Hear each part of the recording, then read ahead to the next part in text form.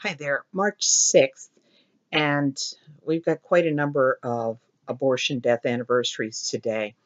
The most recent one was in Florida in 1985.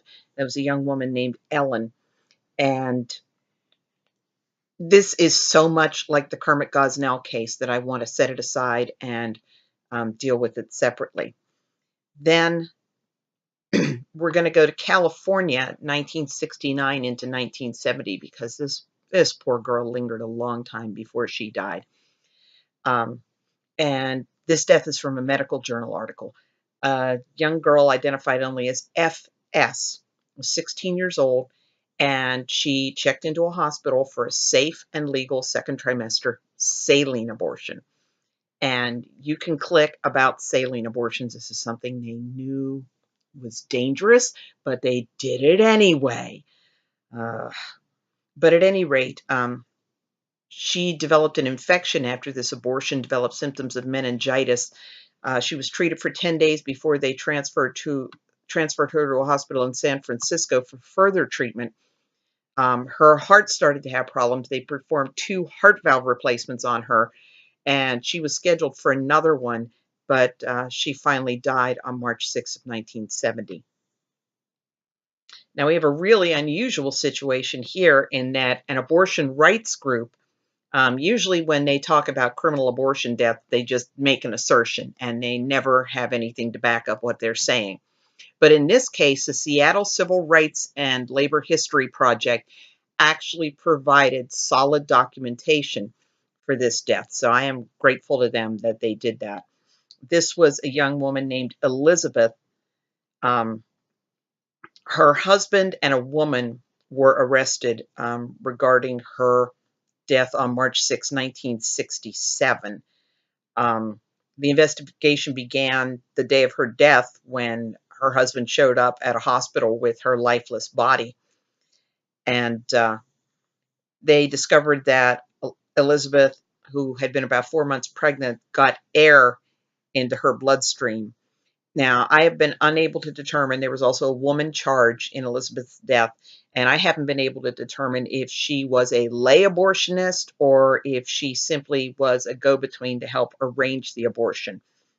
Anybody involved with arranging a fatal abortion would be an accessory to murder and would be in a world of trouble, which explains a huge part of the drive for legal and kind of letting the safe slide by the wayside.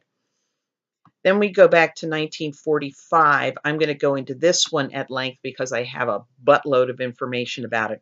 And this is a 36-year-old woman named Beatrice who died in 1945 after an abortion performed by a doctor in Seattle. Then we go back to 1928, and I've said in other videos that midwives and doctors were doing the bulk of the illegal abortions in Chicago. And in this case, a 24-year-old woman named Lucille died March 6, 1928, and she named a midwife, Emma Schultz, as having perpetrated the fatal abortion. And she was indicted for felony murder, but evidently nothing came of that. And the following year, she was arrested for the death of a 23-year-old woman. So that's something I really, really think that the pro-life movement needs to look into in great depth.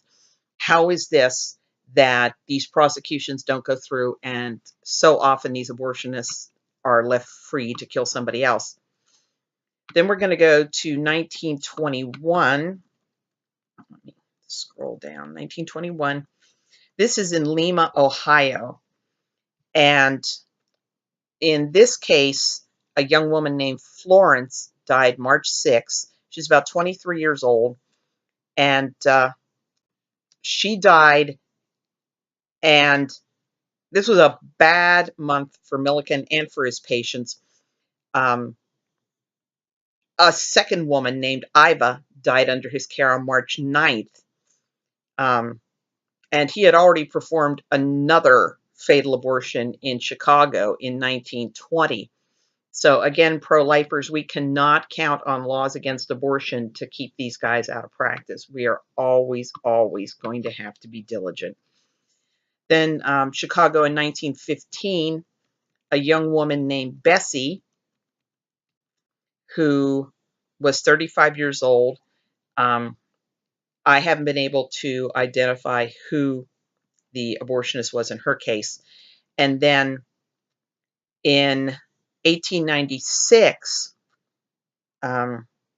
a young woman named Mary, 22 years old, um, suffered from complications of a botched abortion performed by Mrs. Lena Schott, who was variously identified as a midwife and as a doctress. Um, Now, doctors, especially female doctors who practice obstetrics, were often identified as midwives, even though they were actually physicians. But all of this came,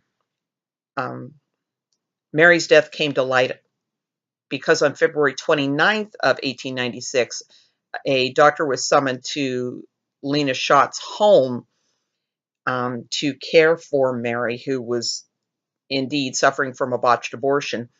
And Dr. Jacoby didn't want to deal with the case himself, so he had Mary taken to Bellevue Hospital.